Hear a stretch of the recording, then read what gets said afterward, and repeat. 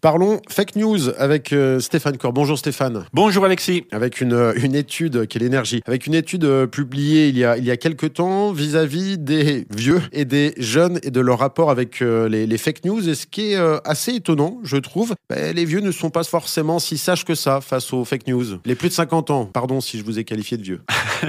Oui, c'est vrai qu'on a l'habitude de dire, mais il faut absolument qu'on aide ces jeunes à avoir ce discernement et à éviter de partager de fausses informations, faire attention à ce qui circule sur les réseaux sociaux, etc., etc. Mais on n'est pas conscient que finalement, ceux qui partagent le plus de fausses informations ou qui sont le plus faillibles à cette désinformation sont peut-être les gens qui sont de plus de 50 ans. Pourquoi eux plus sensibles que les jeunes? Eux font beaucoup confiance en fait à leur réseau, déjà à ce que d'autres partagent. Si c'est des connaissances, si la connaissance partage, ce qu'elle dit est vrai, c'est qu'elle a fait le travail elle-même. Donc on a, ça aussi c'est quelque chose d'assez redondant, c'est qu'on a l'impression que les gens ont fait le travail pour nous. C'est-à-dire qu'ils ont eux-mêmes vérifié ce qu'ils partagent avant même de le partager. Alors que dans un certain nombre de cas, des fois, ils ont juste lu l'entête, ils ont même pas lu le corps de l'article avant même de nous le fourguer dans notre propre réseau au fil d'actualité. Donc il y a, ça c'est un des points. Puis il y a aussi cette confiance qui repose sur des critères des fois plus visuels que les critères d'analyse technique. C'est-à-dire que, par exemple, des gens de plus de 50 ans vont faire confiance à l'apparence graphique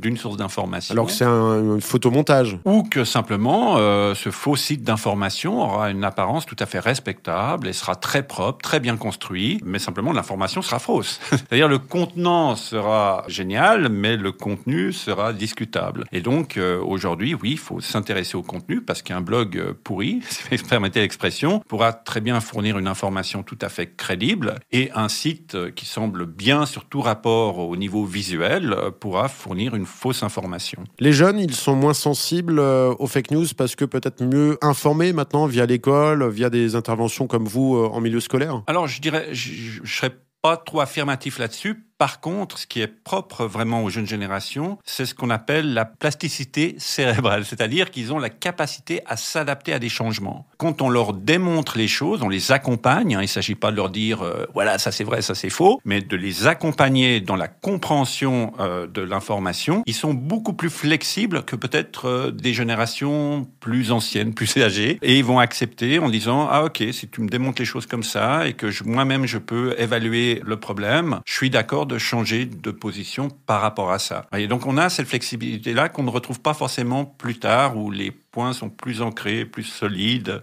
Plus têtus, allez-y. Voilà, plus têtus, on a plus de réticence, on a peur de perdre la face, on s'est construit une idée sur quelque chose, donc on n'a pas envie de changer, donc voilà. Et eux, ils sont plus flexibles au changement. En tout cas, qu'importe les générations, soyez attentifs aux fake news, vérifiez toujours, c'est ce qu'on a dit dans différentes rubriques précédemment. Stéphane Corr, merci. Merci à vous.